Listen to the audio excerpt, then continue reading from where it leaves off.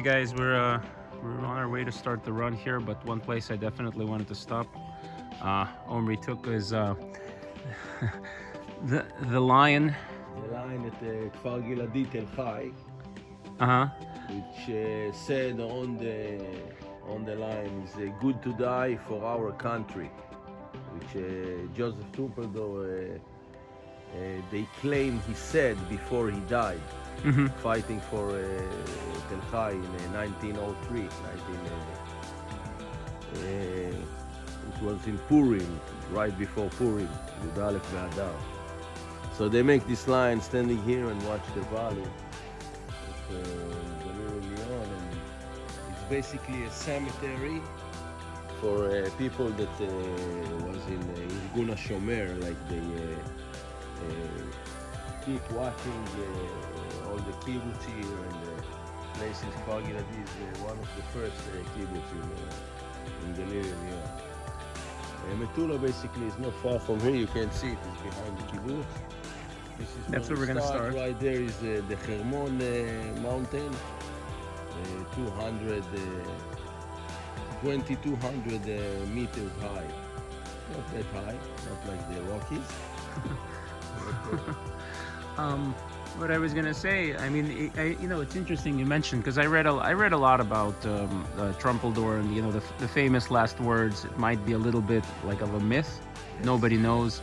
There was a joke, because Trumpeldor, he was born in Pyatigorsk in Russia, yes. And this has a little bit of something to do, and when we finish the run I will explain.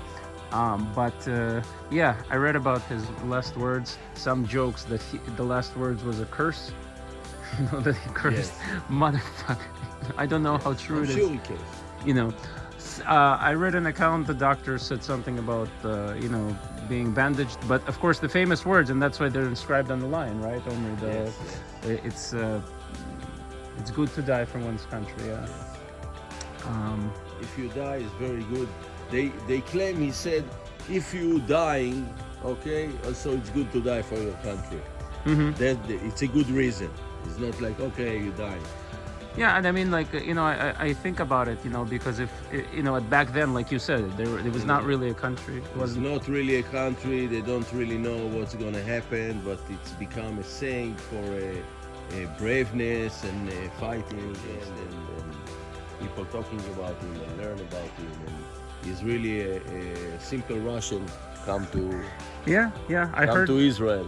I think he did. By mistake, I think. He's not even... I think he didn't even speak Hebrew that well. That's what I read. No. It was just... He said it, I'm sure, in Russian. In Russian, it's Russian. But that's a joke. Yeah, that's a joke, We don't know. But yeah, if he didn't fight, then the border, I don't know, the border might be over there somewhere. It wouldn't be here. So, anyway, we're off to start the run, guys.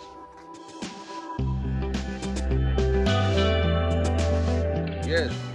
All right, guys, we're here at the Lebanon-Israeli border. Israeli-Lebanon border. I wanted to start the run here. I wanted to start at this spot.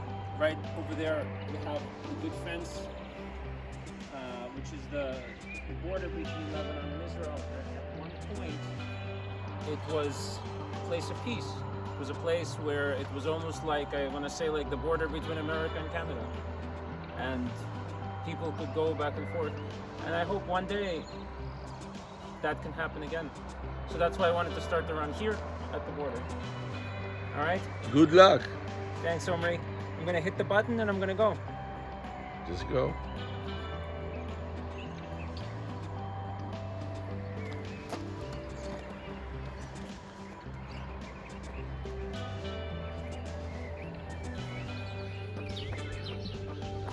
We have Lebanon across the border here, across the fence.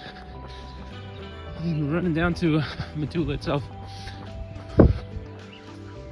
So the first kilometer marker here, Yossi tells me that this 479, what it refers to is that it's 90, this is on Highway 90, it's 479 kilometers to Eilat from here. But it's on the route that he took, as opposed to the one that I'm going to be running on. Beautiful here, beautiful sunrise. Nice way to start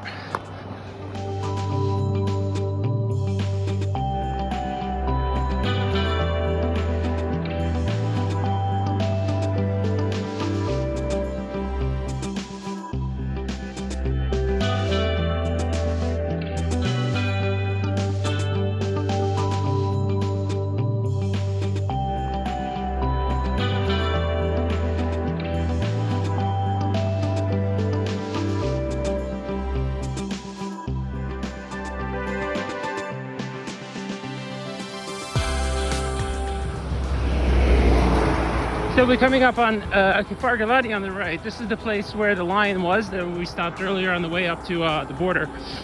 This is where the Trump builder or lion would be. There's also a university. Further ahead is Kiryat Shimona.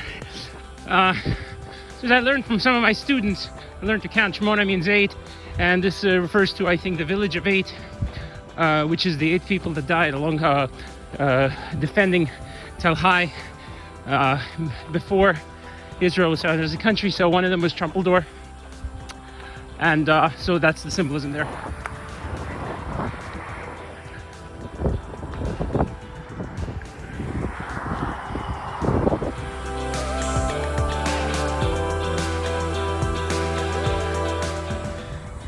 All right, so that's it for day one. We got through 65. This is where we stopped. It doesn't mean anything to anybody, I guess, just a gas station sign. The first 30 were actually kind of, it was beautiful, downhill, beautiful weather, everything was great. I felt like I could run to a lot from here. Then, Omri, he's taking time out of his life, his work, his family. So he had other responsibilities. He had to go. So for the last 10 miles with the heat, the uphill, and the backpack, and all the gas stations, all the places, they're closed because it's going to be Shabbat. All your dreams about running to a lot in one day, they disappear pretty quickly. So that's why we stopped at 65. I was thinking about doing 85, but like I said, everything beat me down. And also, Omri did come back, but he has to leave again. So, I didn't want to torture him to come pick me up in 6 hours when I finally do 50 miles. Maybe one day. Omri, any thoughts? Any thoughts on today's? Nothing. I think you did great. Just one question: how do you feel the heat, the warm weather? How does it affect you? Did you feel it? Like the morning better than the afternoon? The morning. The morning is clearly better.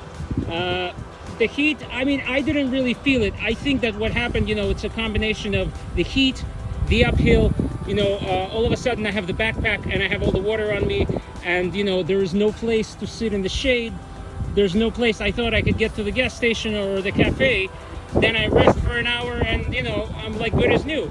But they're all closed, or they're going to be closed or whatever, and I couldn't find it. Like, there's 3 places along the way, and it's just, that was the reason. It's more a combination of everything as opposed to the heat. But today is day 1. Usually you feel great. So, all right. More days. How was the watermelon?